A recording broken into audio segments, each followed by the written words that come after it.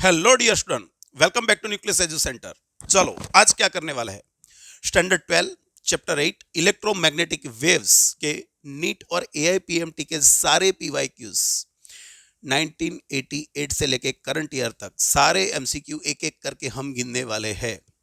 बरोबर है, तो नोट पेन लेके बैठ जाओ, जैसे क्वेश्चन आए आपको सॉल्व करते रहना है। लेकिन सबसे पहले ये लेक्चर देखने से पहले आपको चैप्टर 8 का कंप्लीट रिवीजन करना है। सारे NCERT theory concept, numericals, formula सब आपको याद होना चाहिए और फिर ये लेक्चर देखने बैठो। लेक्चर देखने की स्टाइल भी क्या रहेगी, जब भी डिस्प्ले पे नया क्वेश्चन आए वीडियो को पॉज करो, क्वेश्चन को समझने का ट्राई करो, गिनो, जो आंसर आ रहा है तो टैली करके आगे बढ़ जाओ, जो नहीं आ रहा है तो वीडियो प्ले करके आगे देख सकते हो। बराबर है, चलो तो बिना टाइम लॉस किए आगे बढ़ते हैं सीधे। First, which of the following electromagnetic radiation have longest wavelength.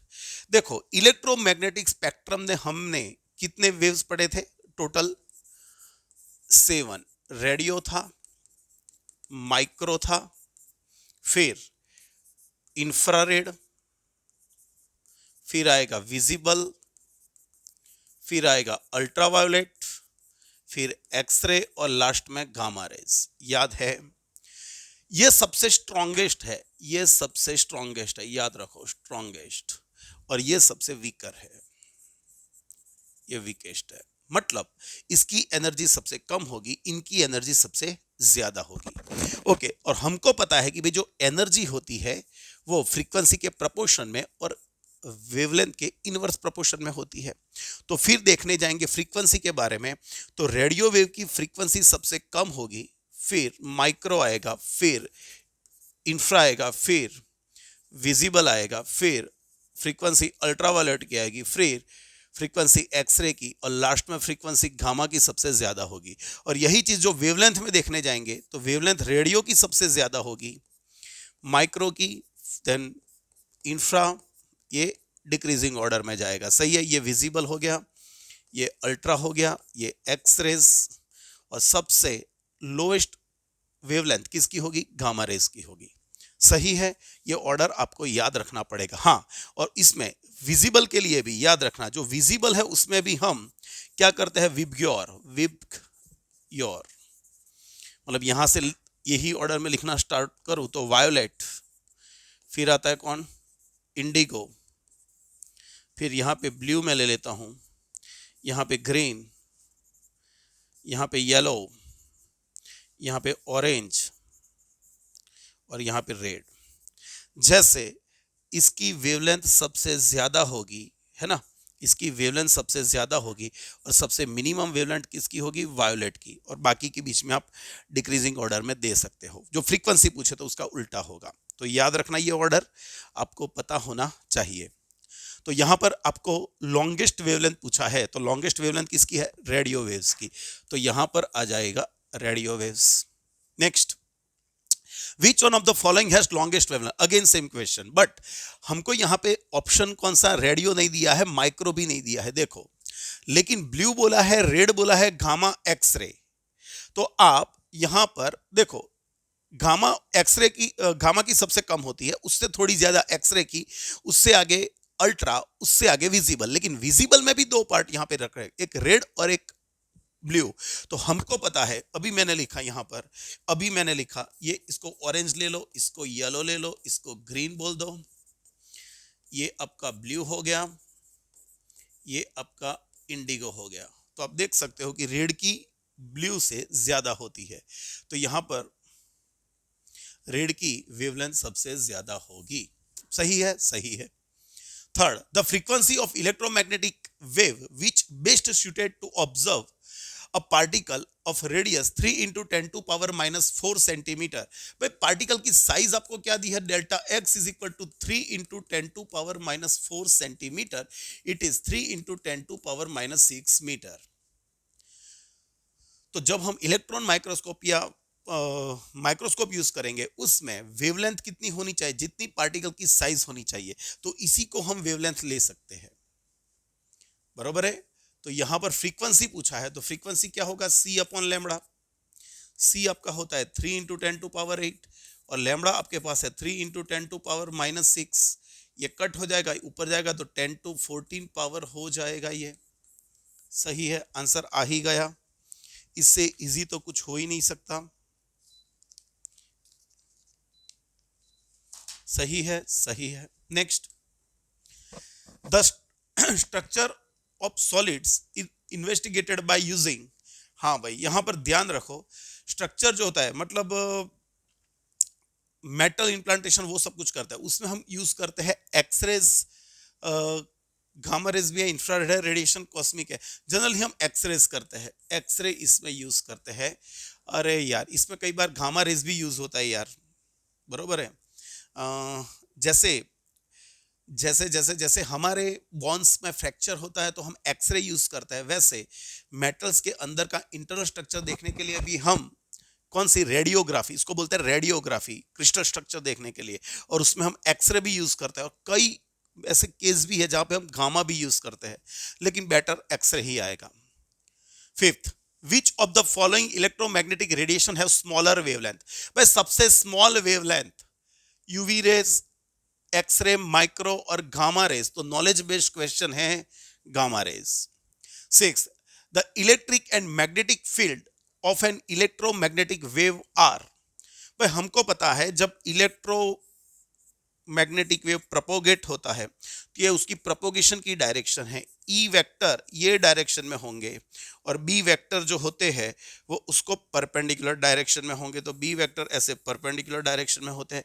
तो ये आपका ट्रांसवर्स वेव है, जहां पे प्रोपोगेशन की डायरेक्शन, इलेक्ट्रिक फील्ड की डायरेक्शन और मैग्नेटिक फील्ड की डायरेक्शन तीनों म्यूचुअली परपेंडिकुलर होंगे। कहां पर है फील्ड एट इलेक्ट्रोमैग्नेटिक आर, कहां पर है, कहां पर, in opposite phase and perpendicular to each other. नहीं, ऑपोजिट फेज तो नहीं होगा भाई, इन सेम फेज में होगा लेकिन परपेंडिकुलर टू ईच अदर। कहां पर है ऐसा, सी। लेकिन इसमें भी थोड़ी शंका है, उनके इंडक्टिव कंपोनेंट भी होते थे और एमिटेड कंपोनेंट भी होते थे। इंडक्टिव कंपोनेंट के बीच फेज डिफरेंस π/2 होता है, लेकिन लॉन्ग डिस्टेंस पे फिर वो फेज डिफरेंस 0 हो जाता है। चलेगा, अभी आप सी ही लिखो। 7, if epsilon naught and mu naught electric permeability and magnetic permeability in free space and epsilon and mu are the corresponding quantity in the medium. ये जो वैल्यू है वो वैक्यूम में है ले लो, और ये दोनों क्वांटिटी आप मीडियम में ले लो। The refractive index of the refraction of the medium is, भाई रिफ्रैक्शन का हमने फॉर्मूला पढ़ा, सी क्या था, C by refractive index is equal to C by V. लेकिन सी आपको पता है क्या है, सी आपको पता है, यहां पे मैं इसको कलर चेंज कर लेता हूं। भाई सी का फॉर्मूला हमको पता है, सी होता है 1/√μ0 ε0, और v जो मीडियम है उसका होगा म्यू एप्सिलॉन। तो यहां पर उसका रेसिप्रोकल हो जाएगा, तो यहां पे म्यू एप्सिलॉन अपॉन √μ0 ε0, μ0 ε0 हो जाएगा। तो ऐसा कहां पर है, तो ये ऐसा कहां पर है, तो ऐसा डी में है। सही है, सही है।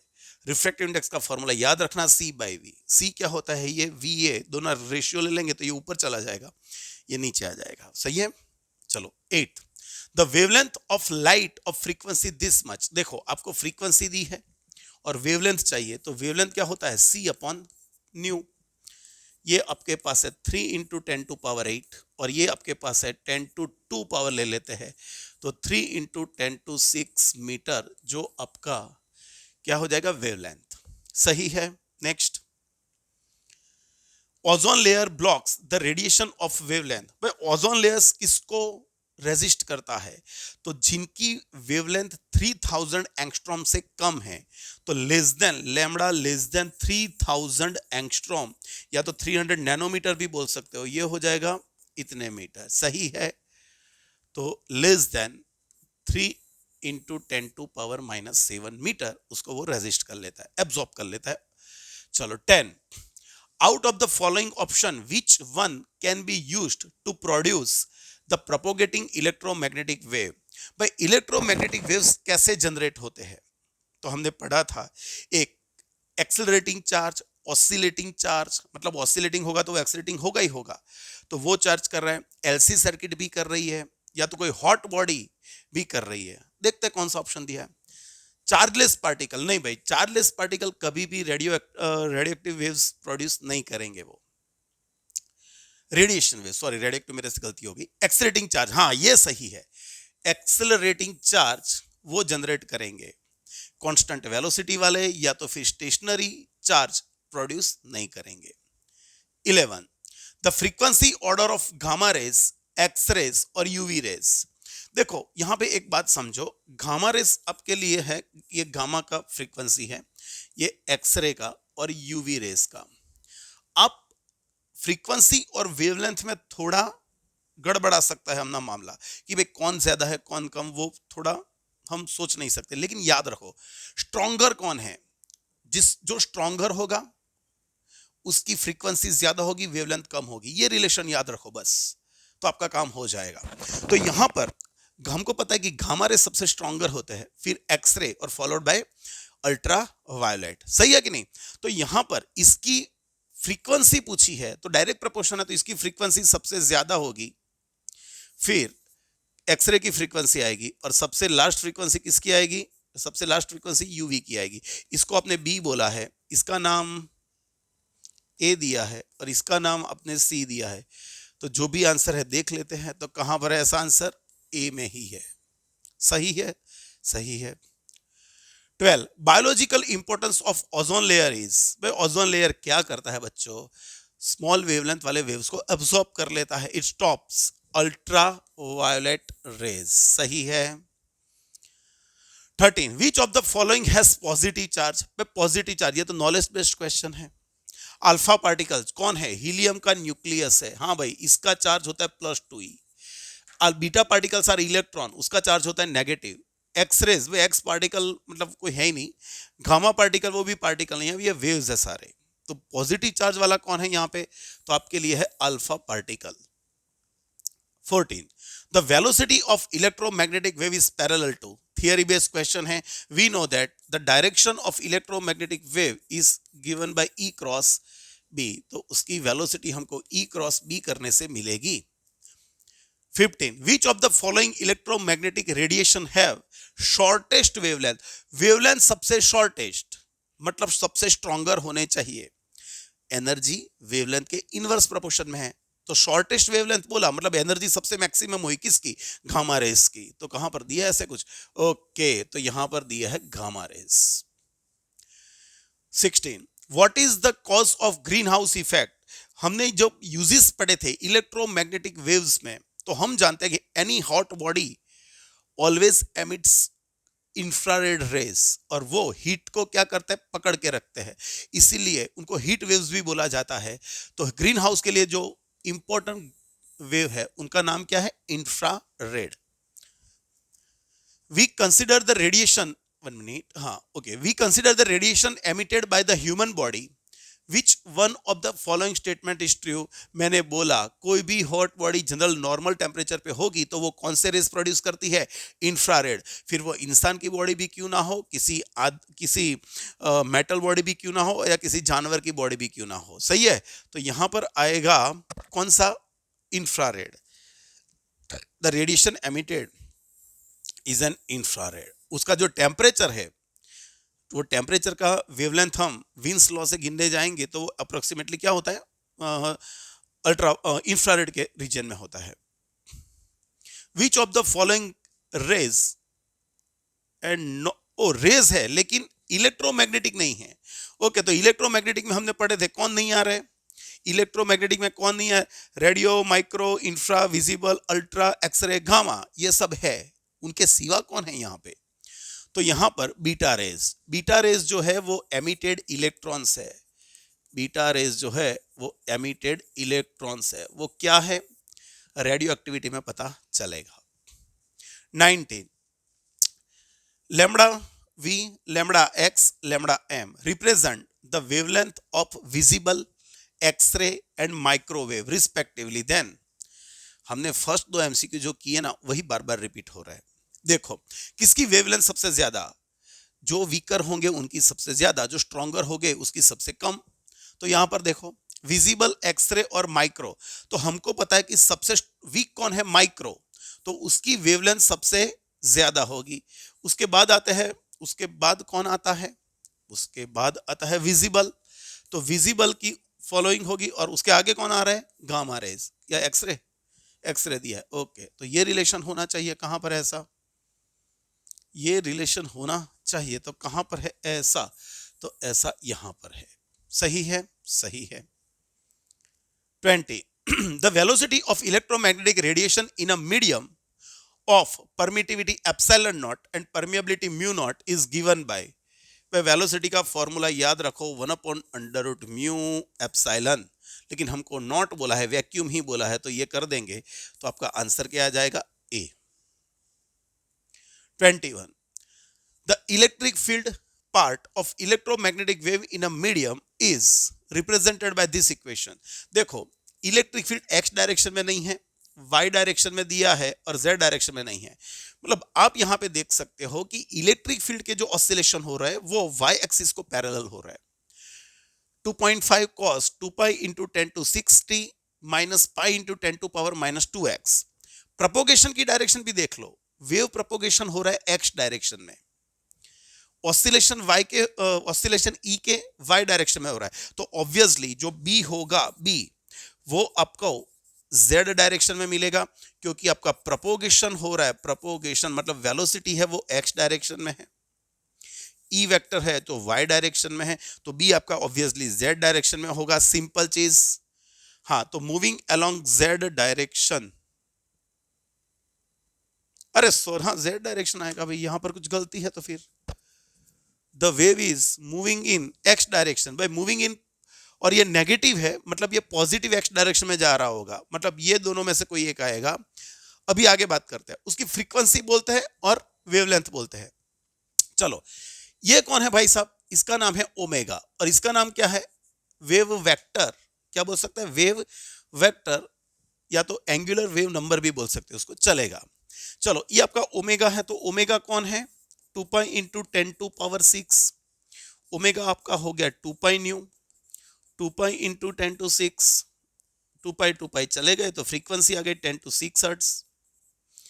अभी करते हैं वेवलेंथ, भाई वेवलेंथ का फॉर्मूला क्या है, lambda is equal to C by nu, C होता है 3 into 10 to 8 upon frequency 10 to 6 है। अरे नहीं, लेकिन यहां पर नहीं चलेगा बच्चों, क्योंकि कोई और मीडियम भी हो सकता है, ये मीडियम दिया है, मीडियम मीडियम मीडियम, तो ये फॉर्मूला यहां पे अप्लाई नहीं होगा। देखो अच्छे से आपको पता चलना चाहिए, ये पता चलना चाहिए, यहां पर वेलोसिटी आपको परमिटिविटी से फाइंड करनी पड़ेगी, लेकिन हम ये नहीं करेंगे। हमको के दिया है, के की वैल्यू क्या है, 2 पाई अपॉन लैम्बडा, लेकिन के हमारे पास है 5 पाई इंटू 10 टू माइनस 2, तो लैम्बडा हमको मिलेगा 2 अपॉन, लैम्बडा को यहां पे भेजा, इसको नीचे भेजा, तो हमको 200 मीटर मिलेगा। तो फ्रीक्वेंसी 10 टू 6 और लैम्बडा 200, और प्लस एक्स डायरेक्शन में प्रोपोगेशन हो रहा है, तो आपका आंसर ऐसा कहां पर है, तो ऐसा आंसर आपका बी में है। सही है। चलो next, which of the following statement is false for properties of electromagnetic wave. चलो देखते हैं, both electric and magnetic field vectors obtain the maxima and the minima at same time, same place and same time. इसमें थोड़ी दिक्कत है, देखो inductive component है तो उनके बीच का इनिशियल फेज डिफरेंस π/2 होता है, जो सोर्स है उसके जो क्लोज एरिया, क्लोजर रीजन है, वहां पर दोनों के बीच का फेज डिफरेंस π/2 होता है, लेकिन दूर जाएंगे वैसे सेम फेज में आते हैं। लेकिन हम बोल सकते हैं कि भाई एक एनर्जी मैक्सिमम होगी, बराबर है, तो यहां पर दोनों एक दूसरे को रिलेटेड है, तो देखते हैं और ऑप्शन भी, the energy in the electromagnetic wave is divide equally between electric and magnetic wave factor, ये भी ऑलमोस्ट सेम है, ये भी सही है, दोनों सही लग रहा है। Both electric and magnetic field vector are parallel to each other, अरे ये गलत है भाई, पैरेलल तो है ही नहीं, हमने आगे पढ़ा इलेक्ट्रोमैग्नेटिक वेव में ई, बी और प्रोपोगेशन की डायरेक्शन तीनों म्यूचुअली परपेंडिकुलर ही होते हैं, तो यहां पर जो पैरेलल वर्ड्स किया है वो गलत है, और हमको स्टेटमेंट फॉल्स ही सिलेक्ट करना था, इसलिए हमारा आंसर आएगा सी। और डी क्या है वो भी पढ़ लेते हैं। This waves do not require any material और मीडियम टू प्रोपोगेशन। सही है, हमको पता है they are non mechanical waves, जिसमें मीडियम की रिक्वायरमेंट होती नहीं है टू प्रोपोगेट। सही है। Next 23, the electric field of electromagnetic wave in the free space is given by this equation where t is in second, x is in meter। Okay, उनके routine units है, e की value हमारे पास है, तो हमको ये चीजों में से देखना है कि सही सही कौन है। चलो, इलेक्ट्रिक फील्ड का एम्पलीट्यूड क्या है 10। हाँ भाई सही है, ये सही है। वेवलेंथ देख लेते हैं, यहां पर वेवलेंथ, अरे के की जगह पे तो कुछ दिया ही नहीं है, क्या बात करेंगे। स्पेस में जा रहा है, ओके, तो मैं यहाँ पे ओमेगा ले लेता हूं। ओमेगा हो जाएगा 10 to 7, तो फ्रीक्वेंसी हो गई 2 pi nu is equal to 10 to 7, तो फ्रीक्वेंसी हो जाएगी 10 to 7 अपॉन 2 पाई। ओके, ये हमारे पास है नहीं। सही है, वो कैसा ही रखो अभी। और एक चीज ये भी है कि x का आगे प्लस है, प्लस है मतलब ये नेगेटिव डायरेक्शन में प्रोपोगेट कर रहा है, नेगेटिव x डायरेक्शन में प्रोपोगेशन होगा। यहां पे क्या लिखा है, the wave is propagating along positive x, गलत है। ओके, ये गलत है। और दो देखते हैं, द वेव नंबर के इज 0.33। चलो, ओमेगा हमको मिला, फ्री स्पेस दिया है, फ्री स्पेस, तो उसकी वेलोसिटी होगी, वेलोसिटी क्या होगी 3 इंटू 10 टू पावर 7। सी की जगह पे हम लिख सकते हैं omega by k is equal to 3 into 10 to power 7। अरे सॉरी 8। ओमेगा आपका 10 टू पावर 7 है, मैंने गलती से लिख दिया। ओमेगा है 10 to power 7, 3 into 10 to power 8, और के को भी मैं सामने ही लिख देता हूं, ये सही है। तो चलो यहां पर लिखेंगे, सो के इज इक्वल टू 1/30 हो जाएगा शायद, ये देखो तो 1/30 हो जाएगा। C is equal to omega by K 3 into 10 to power 8। ये ओमेगा आपको दिया है 10 टू 7, ये नीचे 30 आएगा, तो ये 0.0 आएगा शायद, 0.03333 चलता रहेगा के की वैल्यू। और वेवलेंथ की बात करेंगे तो इसकी जगह पे के की जगह पे लिख देता है 2 pi upon lambda is equal to 1/30। तो लैम्बडा आपका हो जाएगा 60 इंटू 3.14, ये क्या हो जाएगा, तो 36 इंटू 31.4 आया।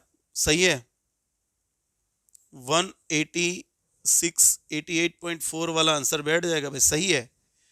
तो हमारे लिए 1 सही रहेगा, ये सही नहीं है, इसमें 0.0333 आ रहा है, मतलब वो गलत आंसर है।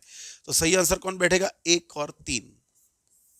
ध्यान रखो, इक्वेशन पे सिर्फ फॉर्मूला अप्लाई करने थे। 24, the electric and magnetic field associated with the electromagnetic wave propagating along plus Z direction. भाई प्रोपोगेशन हो रहा है उसका जेड डायरेक्शन के अलोंग, हमको E क्रॉस बी की डायरेक्शन पैरेलल होगी किसको, वेलोसिटी को, तो ये हमको K लाना है। तो ऑब्वियसली ये आपका I डायरेक्शन में होगा, क्रॉस ये J डायरेक्शन में होगा, तो I क्रॉस J करेंगे तो K मिलेगा। मतलब electric field vectors are parallel to x axis and magnetic field vectors are parallel to z axis. कहां पर है ऐसा आंसर, आपको A में मिल जाएगा। 25th, the decreasing order of wavelength of infrared, microwave, ultraviolet and gamma rays। Wavelength को decrease करवाना है, मतलब एनर्जी को इंक्रीज करवाना है।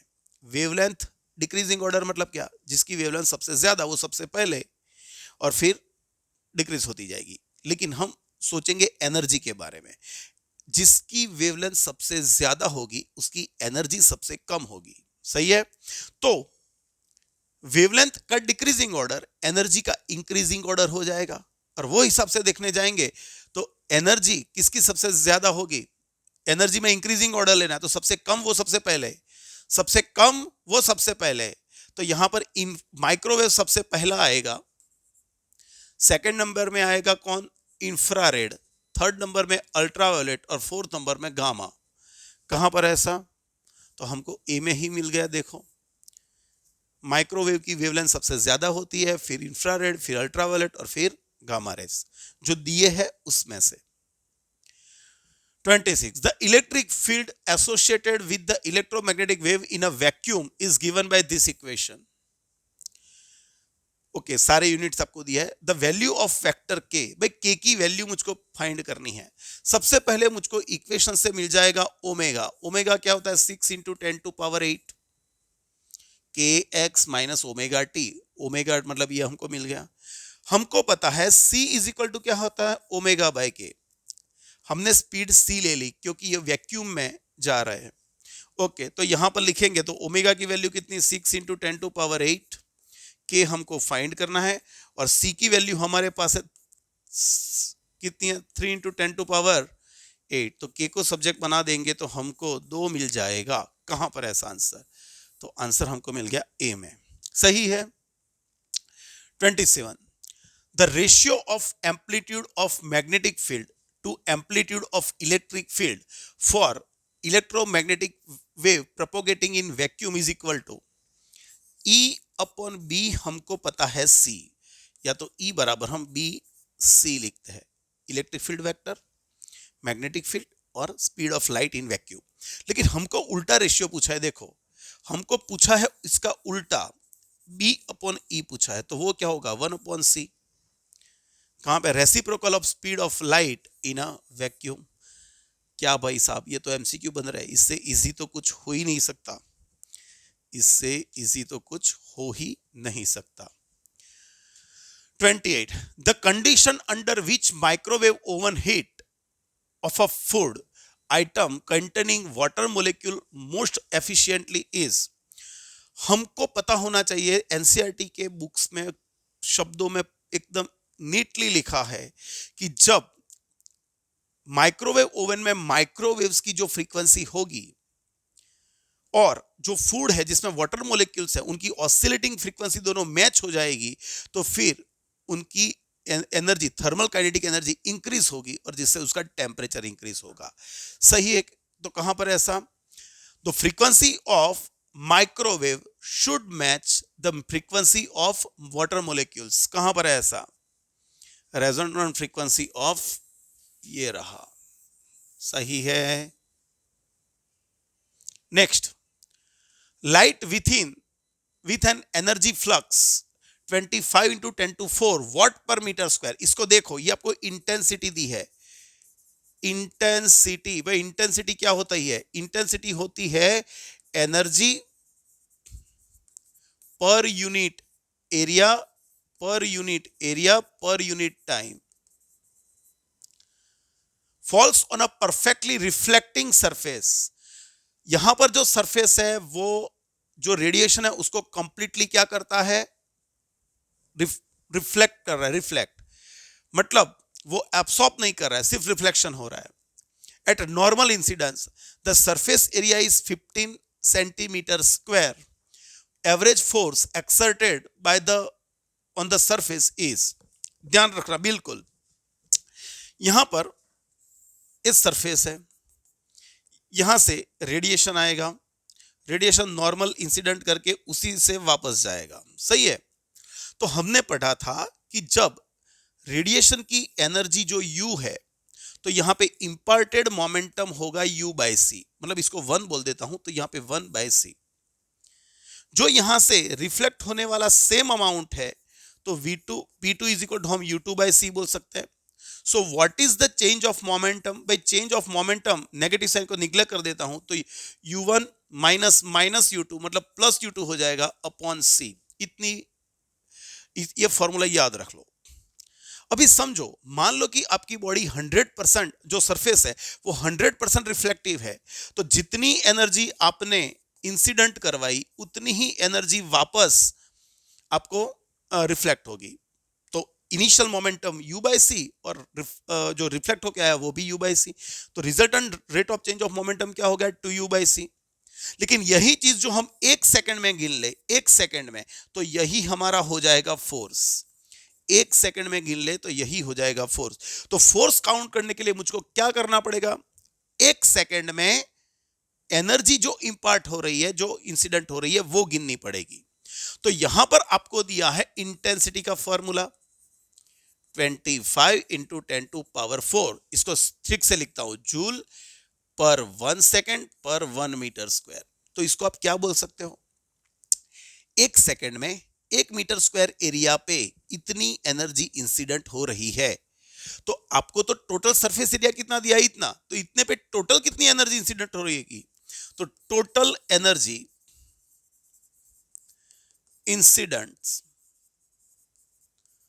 पर 1 second and total area, total surface area, तो उसको मैं यू बोल देता हूं। तो याद रखो, पर मीटर स्क्वायर इतनी हो रही है, तो आपका एरिया कितना है, 15 इंटू 10⁻⁻⁴, इतने जूल पर 1 सेकेंड में। तो यहां पे ये दोनों तो कट हो गए, इसको 375 बोल सकते हो शायद, 250 एंड 125, 375 होगा ना, ओके सही है। तो भाई एनर्जी क्या होगी, तो भाई ये हमको एनर्जी मिल गई, तो फिर फोर्स का फॉर्मूला हमको चाहिए। तो force is equal to 2, u की जगह पे लिखते हैं 375 और सी की जगह पे 3 इंटू 10⁸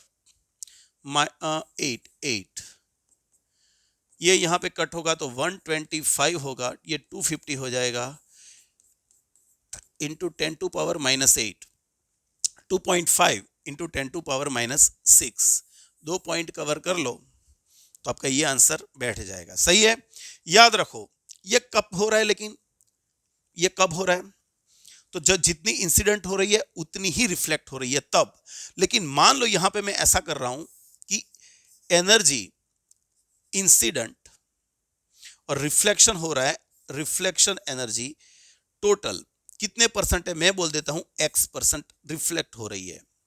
तो फिर फोर्स का फॉर्मूला ये कर देना, u ब्रैकेट में 1 + x/c, u प्लस x मतलब कौन, परसेंटेज में आपको लेना है, बरोबर है। मान लो कि 60% रिफ्लेक्ट हो रही है, 60% रिफ्लेक्ट, तो 60/10 100.6, तो यहाँ पे 1 + 0.6 कर सकते हो। तो ये फॉर्मूला मैं नीटली और भी लिखता हूं, यहाँ पे ध्यान रखना, ये फॉर्मूला मैं यहाँ पे लिखता हूँ। फोर्स का फॉर्मूला क्या हो जाएगा, याद रखना, टोटल एनर्जी U/c और ब्रैकेट में लिख दूंगा 1 + x% रिफ्लेक्शन हो रहा है, रिफ्लेक्शन कितने परसेंट हो रहा है, x% है, तो यहाँ पे लिख देना, तो आपको डायरेक्ट फोर्स का फॉर्मूला मिल जाएगा। नेक्स्ट 30, एक मिनट, हाँ 29 हो गया। A radiation of energy E falls normally on perfect reflecting surface. Same question है, surface the momentum transfer to the surface is, भाई अभी हमने पढ़ा मोमेंटम कितना ट्रांसफर हुआ, total energy upon c 1 + x, इसमें x कौन है, रिफ्लेक्शन हो रहा है, x% कितने 100% रिफ्लेक्शन हो रहा है, मतलब x 1 ले ले तो यहाँ पे आंसर आ जाएगा 2/2e/c। कहां पर ऐसा आंसर सही है, सही है। 31, the energy of electromagnetic wave is the order of 15 keV, to which part of spectrum does it belong. Energy हमको दी है 15 keV। केमिस्ट्री के अपने फर्स्ट चैप्टर में भी पढ़ा होगा, स्ट्रक्चर ऑफ एटम में dependency of energy on the wavelength is equal to hc/λ, और हम फ्रीक्वेंसी वेवलेंथ से स्पेक्ट्रम में कौन सा वेव है वो हम डिसाइड कर सकते हैं, मतलब एनर्जी से हम फाइंड करेंगे कौन, वेवलेंथ। सही है, और वेवलेंथ के रीजन कितना है, उनका रेंज क्या है, वो भी आपको पता चलना चाहिए। तो आपने फॉर्मूला पढ़ा था एनर्जी का फॉर्मूला hc/λ, यहाँ पे 15 किलो मतलब 10⁶, और ई मैं लिख देता हूँ 1.6 इंटू 10⁻⁹। लैम्बडा को सब्जेक्ट बना लेते हैं, h की वैल्यू 6.625 इंटू 10⁻34, c की वैल्यू है 3 इंटू 10⁸ अपॉन 15 इंटू 10⁻3, यहाँ पे 1.6 इंटू 10⁻⁹। चलो 6 3 18, और ये भी अप्रोक्सीमेटली सेम होगा। इसको निकाल दो भाई साहब, इसकी कोई जरूरत नहीं है, सिर्फ पावर को कॉन्सेंट्रेट करो। ये 16, ये 16 हो गया, 6 -16 24, 10⁻⁻10, 10⁻⁻10 मतलब ये कौन सा रीजन होता है, वो एक्सरे रीजन होता है, याद रखो। तो यहां पर एक्सरे आएगा, याद रखना। मैं फिर से एक बार आपको क्लियर करवा देता हूं, भाई रेडियो होता है 10⁻⁻⁹ 8 मीटर से लेके 1 मीटर तक भी आप जा सकते हो, 1 मीटर तक भी ये होगा। फिर माइक्रो की जो रेंज होती है वो होती है 1 सेंटीमीटर से लेके, मतलब 0.1 सेंटीमीटर तक जा सकते हो। इंफ्रारेड की जो रेंज होती है, इंफ्रारेड, वो होती है 10 to power -5 to 10 to power -6 metre, ये रेंज होती है। विजिबल जो होते हैं वो बहुत शॉर्ट रेंज में होते हैं, 10 टू पावर -7, वो भी 4000 एंगस्ट्रॉम टू 8000 एंगस्ट्रॉम के बीच में कर सकते हो। हाँ, फिर आएगा इसके नीचे अल्ट्रावायलेट। अल्ट्रावायलेट आपका होगा 10 to power -7 to 10 to power -8, 9 तक भी ले सकते हो, चलेगा। लेकिन ये जो रीजन है वो अल्ट्रावायलेट रीजन होता है, बरोबर। उसके आगे जाएंगे एक्सरेज, तो एक्सरे होता है 10 to power -8 to 10 to power -10 metre तक की रेंज।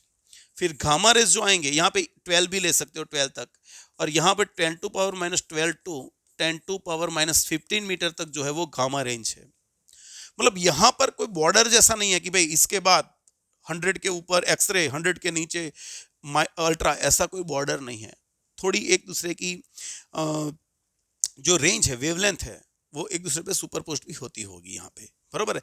लेकिन रेंज थोड़ी याद रखना, क्लोजर रेंज में आपको आंसर आएगा तो आपको सिलेक्ट करना है कि भाई ये रेंज कौन सी वेवलेंथ के लिए है, बरोबर है।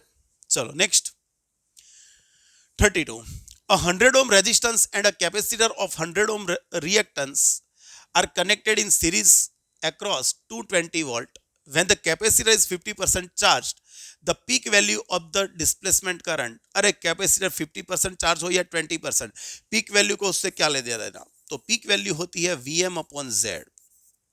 लेकिन ये जो है वो तो आपको VRMS दिया है, तो यहां पर इसको VRMS पे कन्वर्ट करने के लिए √2 इंटू VRMS और अपॉन Z, मुझको Z फाइंड करना पड़ेगा। ये कौन सी सर्किट है, RC सर्किट है, और RC सर्किट में Z क्या होता है, R² प्लस XC²।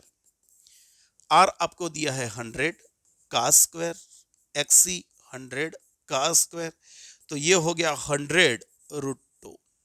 तो चलो यहां पे रखे, तो √2, VRMS आपका हो गया 220 और ये हो गया 100, अरे सॉरी 100√2, तो √2 गए और ये 2.2 एम्पियर आपका आंसर आ ही जाएगा, सही है। Next 33, an electromagnetic wave in the free space, the root नहीं भाई, root means square value of electric field is this। देखो आपको ERMS दिया है, the peak value of magnetic field, magnetic field की पीक वैल्यू तो वो होगी E0/C। जो मैग्नेटिक फील्ड की पीक वैल्यू लेंगे तो इलेक्ट्रिक फील्ड की भी पीक वैल्यू आएगी, तो ये भी पीक वैल्यू, ये भी पीक वैल्यू। लेकिन हमको तो E की RMS वैल्यू दी है, तो हम यहां पे लिखेंगे √2 इंटू ERMS। E0 कौन है, इलेक्ट्रिक फील्ड की मैक्सिमम वैल्यू, लेकिन हमको RMS में कन्वर्ट करना पड़ेगा क्योंकि हमको RMS दिया है, तो मैंने यहाँ पे √2 ERMS लिख दिया। चलो ये कौन, √2, ERMS कितना 6, और ये हो गया 3 इंटू 10 टू पावर 8, 3 2 2 इंटू 1.41 मतलब 2.82 अप्रोक्सीमेटली आएगा, इंटू 10 टू पावर -8 टेस्ला। कहां पर है ऐसा आंसर, तो आपको आंसर ए में मिल जाएगा।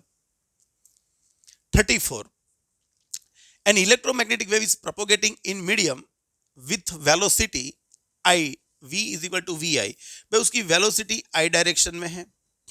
The instantaneous oscillating electric field of this electromagnetic wave is along y direction।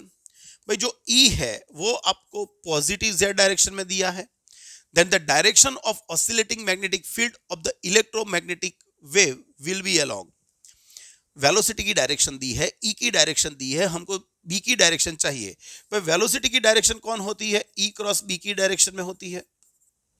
Direction की बात कर रहा हूं बच्चों में, तो आपको यहां पे I लाना है, ये आपके पास J है, तो ऑब्वियसली ये कौन होना चाहिए, ये K वेक्टर ही होना चाहिए, तो J क्रॉस K करेंगे तो I आएगा। तो यहाँ पे compulsory instantaneous direction along plus Z direction ही होना चाहिए B वेक्टर का, सही है। Next 35, light with an average flux, फिर से फ्लक्स मतलब इसको इंटेंसिटी, इसके यूनिट से आप इसको नाप लो कि ये इंटेंसिटी दिया है, क्या दिया है 20 वॉट पर सेंटीमीटर स्क्वायर है, falls on a non reflective surface, non reflective मतलब रिफ्लेक्शन नहीं हो रहा है, कंप्लीटली एब्सॉर्प्शन हो रहा है उसमें,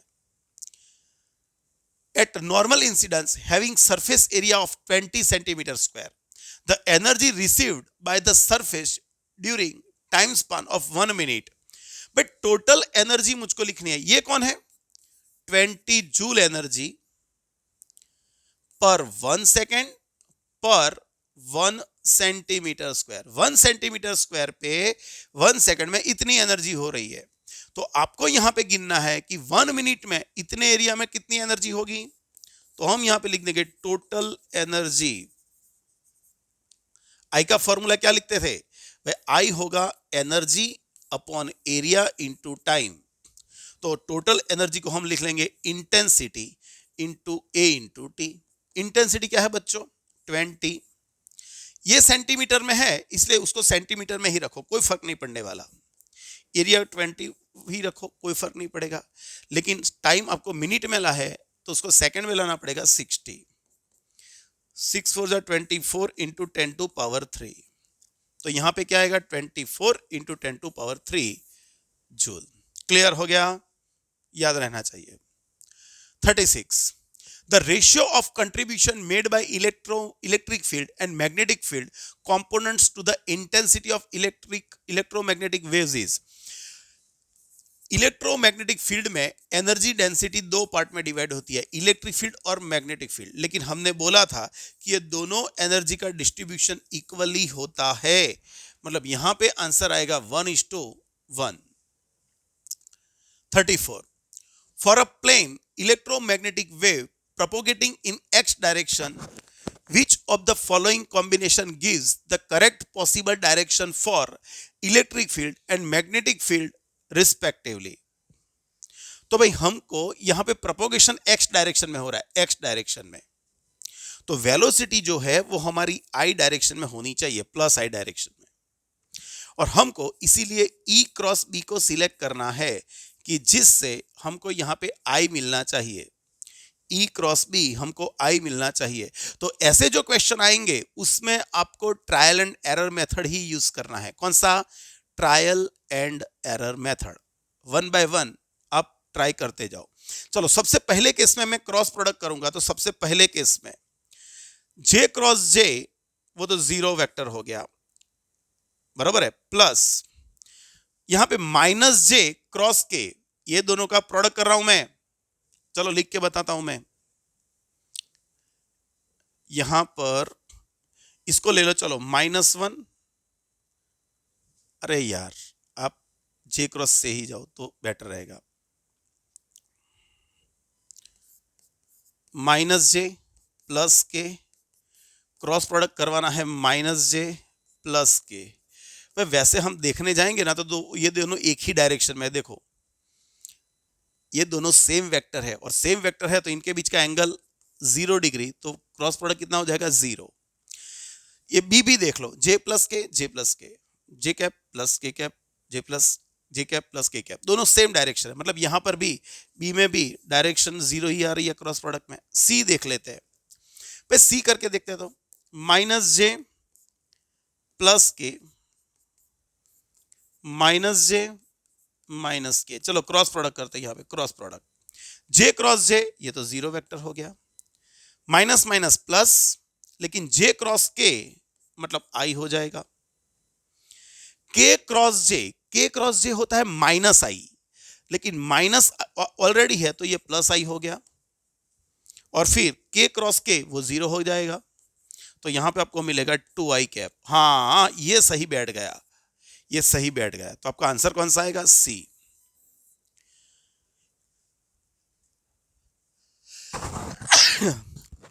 देखो यहां पर देखोगे तो भी क्या होगा पता है, इसमें से माइनस कॉमन ले लो तो J cap plus K cap ही हो जाएगा, है ना, तो वो भी दोनों एक ही डायरेक्ट ऑपोजिट है, ये दोनों ऑपोजिट डायरेक्शन के है, मतलब उनका क्रॉस प्रोडक्ट भी 0 होने वाला है, तो यहां पर आपका आंसर सी आएगा।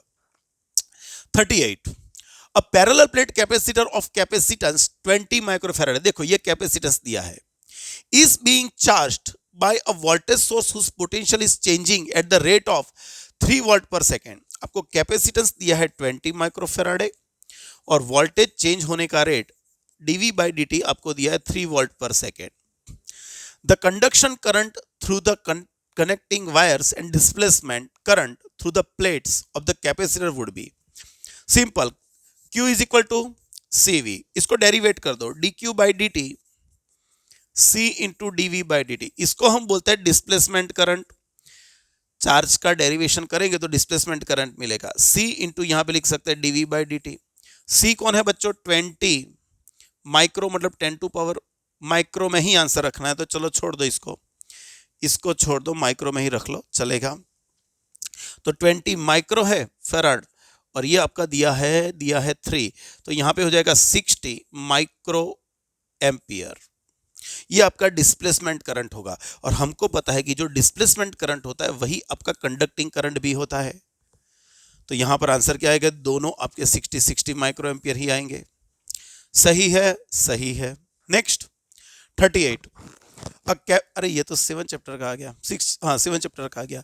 अ capacitor of capacitance C is connected across an AC source of voltage V is equal to V0 sine omega t. भाई हमको वोल्टेज का इक्वेशन दिया है V0 sine omega t. The displacement current between the plates of capacitor would be, चलो बच्चों current का formula क्या होगा, I is equal to I0 sine omega t plus pi by 2। बच्चों ये कैसे आया, हमने LC सर्किट में पढ़ा था, क्या पढ़ा था, only capacitive circuit, capacitive circuit में वोल्टेज पीछे होगा, करंट 90 डिग्री आगे होगा। So if the phase of voltage is omega t then we can take the phase of current ahead pi by 2। सही है, तो ये पाई बाय 2 ले लिया हमने। चलो आगे, I0 कौन है भाई, ये तो V0 अपॉन Z है, यहां पे लिख सकते हो, यहां पर sign omega t plus pi by 2। चलो यहां पे और एक चीज लिखेंगे, V0 सर्किट में सिर्फ कौन है, सर्किट में सिर्फ कैपेसिटेंस है, मतलब हमको उसका इंपीडेंस 1 अपन ओमेगा सी लेना पड़ेगा। और ये कौन हो गया, तो हमको पता होना चाहिए sine pi by 2 plus theta होता है कॉस थीटा, टेक्नो यूज कर सकते हो। पाई बाय 2 पे फंक्शन चेंज हो जाएगा और सेकंड क्वाड्रेंट है तो साइन पॉजिटिव है तो प्लस कॉस थीटा आएगा, तो यहाँ पे कॉस थीटा लिख सकते हैं, ये नीचे से ऊपर आ जाएगा। तो आपका आंसर कौन सा बैठेगा, कौन सा बैठेगा, बी वाला, सही है बी वाला। Next 40, when light propagates through a material medium of relative permeability mu r and relative permeability epsilon r and relative permeability mu r, the velocity of light v is given by v is equal to c by n, और n कौन है, refractive index, और उसका formula क्या था, under root mu R epsilon R. तो इसको यहां पे सब्स्टिट्यूट कर दो, तो c upon under root epsilon R mu R, आपका आंसर ये हो जाएगा। सही है, सही है। 41, मैच लिस्ट 1 विथ लिस्ट 2। चलो ए रेडियो वेव्स, भाई रेडियो वेव सबसे लॉन्गेस्ट होंगे वेवलेंथ, तो ये इसके साथ जाएगा। माइक्रोवेव मैंने अभी आपको सारी रेंज लिखाई थी, वो इसके साथ जाएगी। इंफ्रारेड ये इसके साथ जाएगा और एक्सरेज वो इसके साथ जाएगा, मतलब ए आपका बनेगा 2 के साथ, और पहले ऑप्शन में ही आंसर आ जाता था, जो हमने देखा होगा तो पहले में से ही हम सिलेक्ट कर पाते। तो next 42, in plane electromagnetic wave travelling in free space the electric field component oscillate sinusoidally at frequency 2 into 10 to 10 hertz and amplitude 40 volt per meter, then the amplitude of oscillating magnetic field, में magnetic field का amplitude चाहिए तो हमको formula पता होना चाहिए E0 by C। E0 कितना है, E0 हमारे पास है 48, C कितना है 3 into 10 to power 8, तो यहाँ पे 16 into 10 to power 7 हो जाएगा। अरे अभी तो -8 रखो, नेक्स्ट स्टेप में 1.6 इंटू 10 टू पावर -7, कहां पर ऐसा आंसर सी आ जाएगा, सही है। 43, An AC source is connected to capacitor due to decrease in its operating frequency. XC का फॉर्मूला क्या है? 1/ओमेगा c, और करंट का फॉर्मूला क्या है? V/XC, मतलब ये हो जाएगा V/ओमेगा c। हमको जो चार ऑप्शन है उसमें इसी में से कुछ आंसर देना है। So we are decreasing angular frequency, frequency decrease हो रही है। जो फ्रीक्वेंसी डिक्रीज होगा तो रिएक्टेंस इंक्रीज होगा, लेकिन फ्रीक्वेंसी इंक्रीज होगी तो करंट डिक्रीज होगा। अरे कुछ मैंने गलत किया, मैंने कुछ गलत किया बच्चों। ये 1/ओमेगा c होगा ना, तो ये V/ओमेगा c ऊपर आ जाएगा। हाँ, तो फ्रीक्वेंसी आपकी क्या होगी? डिक्रीज होगी, तो रिएक्टेंस इंक्रीज होगा, लेकिन ये डिक्रीज होगा तो करंट डिक्रीज होगा। मतलब क्या है? रिएक्टेंस डिक्रीजेस, नहीं भाई, रिएक्टेंस तो इंक्रीज हो रहा है। डिस्प्लेसमेंट करंट, ये डिक्रीज होगा तो करंट डिक्रीज होगा, मतलब इंक्रीज तो नहीं आएगा। लेकिन सी ऑप्शन आपके पास है जहां पे डिस्प्लेसमेंट करंट डिक्रीज हो रहा है।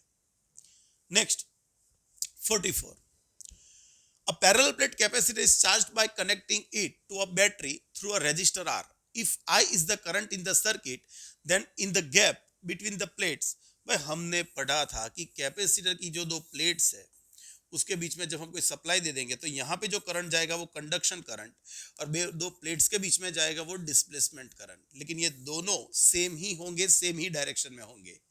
कहां पर है displacement current? There is no current, नहीं वो गलत होगा। Displacement current of magnetic field equal to I flows in a same direction. Yes, वो सेम डायरेक्शन में फ्लो होगा, तो आपका आंसर बी बैठेगा यहां पे। 45th, the property which is not of electromagnetic wave traveling in a free space, but they are transverse in the nature। हाँ, मतलब ये प्रॉपर्टी है, मतलब आंसर ये नहीं आएगा। हमको वो आंसर, वो ऑप्शन चूज करना है जो उसकी प्रॉपर्टी में नहीं आता है, विच इज नॉट। सही है, तो पहला तो है the energy density in electric field is equal to energy density in magnetic field. भाई ये भी सही है, मतलब ये भी आंसर नहीं है। दे travel with the speed of, ये सही है भाई, वैक्यूम फ्री स्पेस में जा रहा है, मतलब ये उनकी स्पीड सी ही होगी। They originate from charges moving with uniform speed, ये गलत है। इलेक्ट्रोमैग्नेटिक वेव्स कहां से जनरेट होंगे? एक्सेलरेटिंग चार्ज से। जो एक्सेलरेटेड चार्ज है वो जनरेट करेगा, मतलब जो यूनिफॉर्म स्पीड वाले हैं वो जनरेट नहीं करेंगे। तो ये उसकी गलत प्रॉपर्टी है, तो आंसर वो सिलेक्ट करना है। 46, the electromagnetic radiation which has smallest wavelength, फिर से वही स्मॉलेस्ट वेवलेंथ, सबसे स्ट्रॉन्गेस्ट कौन होंगे? Gamma rays. 47, the ratio of relative permeability, मतलब रिलेटिव परमिएबिलिटी कौन? Mu R, and relative permittivity epsilon R, ये आपको दिया है 1:4। Okay, the ratio of magnitude of electric field, electric field का magnitude upon magnetic field intensity, ये field नहीं होना चाहिए, एच लिखा है मतलब इंटेंसिटी होनी चाहिए, E upon H of an electromagnetic wave propagating in that medium is, और ये हमको ये दिया है। ओके, तो क्या करेंगे यहां पे? Relative permeability mu R upon epsilon R दिया है, ये म्यू 0 अपॉन आर 0 120 पाई दिया है, और हमको सिलेक्ट करना है, हमको फाइंड करना है इलेक्ट्रिक फील्ड और एच का रेशियो। ओके, चलो इसको मैग्नेटिक फील्ड में कन्वर्ट कर लेते हैं, तो ये हो जाएगा B इंटू वी, लिख देता हूं, अपॉन एच। भाई हम जनरली हम ये जानते हैं कि E is equal to B into C, लेकिन ये जो स्पीड है वो तो उसकी स्पेस में है, जो मीडियम है, तो इसकी जगह पे हमको V लिखना पड़ेगा, इसलिए मैंने यहां पे BV लिखा। मुझको लाना है ये फॉर्म में, तो B की वैल्यू हम लिखेंगे mu into H. Chapter number 5 में हमने पढ़ा कि B इज इक्वल टू क्या है? म्यू एच, तो B की जगह पे हमने म्यू एच को रिप्लेस किया अपॉन एच, और V हम लिखेंगे 1 upon under root mu epsilon. H H cut हो गया, तो ये सिंपल होके हो गया permeability upon permittivity. So E upon H will be इसको मुझको इसमें कन्वर्ट करना है, उसमें कन्वर्ट करना है, तो mu R mu zero epsilon R epsilon zero. सही लिखा मैंने? सही लिखा। इसको लिख सकते हैं under root mu R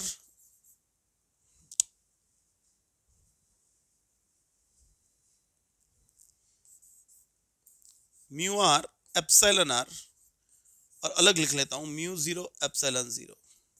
mu R epsilon R आपको दिया है 1:4, अंडर रूट 1:4, और ये तो पूरा आपको 120 पाई ही दिया है, तो ये 1/2 हो गया, ये 120 पाई हो गया, तो यहाँ पे 60 पाई आंसर आएगा। 60 पाई कहाँ पर है? ओके, तो अच्छा क्वेश्चन था, नहीं अच्छा क्वेश्चन था। याद रखना फॉर्मूला सारे दिमाग में होने चाहिए बच्चों, कुछ हार्ड है ही नहीं, फॉर्मूला दिमाग में होंगे तो कुछ ना कुछ जोर हो ही जाएगा, बरोबर है। तो next 48, the electric field in a plane electromagnetic wave is given by this equation। Okay, Ez आपको दिया है, ये आपका इलेक्ट्रिक फील्ड का एम्पलीट्यूड है मैक्सिमम, के आपको 5 दिया है, ओमेगा आपको 1.5 इंटू 10⁹ दिया है। Then expression for the corresponding magnetic field is, देखो भाई हमको पता है मैग्नेटिक फील्ड का फॉर्मूला है B is equal to B0। E का जो फॉर्मूला है उसका पीछे एम्पलीट्यूड जो है, एम्पलीट्यूड उसको छोड़ दो तो उसका पीछे जो है वो तो सेम रहेगा। मतलब यहां पे मैं लिख सकता हूं cos 5x plus 1.5 into 10⁹ into T volt, sorry Tesla. सही है, लेकिन मुझको B0 फाइंड करना है। B0 होता है E0/C। E0 क्या है? 60, और C क्या है? 3 इंटू 10⁸। ये 2 इंटू 10⁻⁻7 हो जाएगा, तो 2 इंटू 10⁻⁻7, और ये सारी चीजें यहां पर। तो कहां पर ऐसा आंसर? हाँ, लेकिन डायरेक्शन भी तो देखनी पड़ेगी। देखो बच्चों, ये एक्स डायरेक्शन में है, प्रोपोगेशन कौन सी डायरेक्शन में हो रहा है? एक्स डायरेक्शन में। इलेक्ट्रिक फील्ड जेड डायरेक्शन में है, प्रोपोगेशन एक्स डायरेक्शन में, इलेक्ट्रिक फील्ड जेड डायरेक्शन में, और तो फिर मैग्नेटिक फील्ड वाई डायरेक्शन में होना चाहिए, तो यहाँ पे वाई होना चाहिए, ये मतलब वाई तो दोनों, अरे ओके ओके ओके ओके, ये दोनों में, तो फिर आपका आंसर बी आएगा। सही है, सही है। चलो next, a parallel plate capacitor made of circular plates is being charged such that the surface charge density on its plate is increasing, okay, at constant rate with time। सही है। The magnetic field arising due to displacement current is, हमने फिर से पढ़ा, जब ये capacitor की दो प्लेट्स है, जब हम उसको सप्लाई करेंगे यहां से, और जब ये चार्ज होगी तो इस पे चार्ज इंक्रीज होता जाएगा, तब दोनों प्लेट्स के बीच में इलेक्ट्रिक फील्ड जनरेट होता जाएगा। तो मान लो कि यहाँ पे एक कंडक्टिंग वायर है, ऐसा सोच लो कि यहाँ पे कंडक्टिंग वायर ही है। मान लो कि दो प्लेट्स में दूर दूर रखो और यहाँ पे कनेक्ट कर दो, तो यहाँ पर क्या होगा? मान लो कि एक वायर ही बन गया, करंट ऐसे फ्लो हो रहा है कि जहाँ पे एक वायर है, तो हम वायर का फॉर्मूला लगा सकते हैं कि भाई उसके सेंटर पे से ऊपर जाओगे तो यहाँ पे मैग्नेटिक फील्ड सबसे मैक्सिमम होगा, और जैसे जैसे दूर जाओगे मैग्नेटिक फील्ड डिक्रीज होता जाएगा। तो कहां पर है ऐसा आंसर? कहीं पे जीरो तो नहीं होगा। ओके, जीरो तो ये दोनों ऑप्शन तो कैंसिल ही हो गए। कांस्टेंट बिटवीन प्लेट, नहीं कांस्टेंट भी नहीं होगा, वेरिएबल तो होगा ही होगा। ओके, तो बचा कौन सा ऑप्शन? डी ही बचा ना, तो डी भी एक बार पढ़ लेते हैं। Non zero everywhere with maximum at imaginary cylindrical surface connecting peripheries of plates। हाँ, ये पेरिफेरी को प्लेट को कनेक्ट करने वाली जो सिलिंड्रिकल सरफेस बनी उसको हम एक वायर मान लेते हैं। और चैप्टर 4 में चले जाएंगे तो हमने वायर के लिए क्या पढ़ा था? उसकी सरफेस पे मैग्नेटिक फील्ड सबसे मैक्सिमम होता है, और फिर आगे जाओगे तो डिक्रीज होता जाएगा। मतलब आपका आंसर बैठेगा डी। सही है, सही है। नेक्स्ट, सबसे मोस्ट एमपी एमसीक्यू, सबसे मोस्ट एमपी एमसीक्यू क्या? Revise again. पूरे 49 एमसीक्यू थे, शायद सभी को पूरा फिर से एक बार रिवाइज कर दो। सही है, इसको रिवाइज करके जब तक सारे के सारे खुद ब खुद ना गिन पाओ तब तक गिनते रहो। इससे बाहर का कुछ नहीं आएगा। सही है, चलो मिलते हैं नेक्स्ट लेक्चर में नए चैप्टर के साथ। तब तक गिनते रहना, मेहनत करते रहना।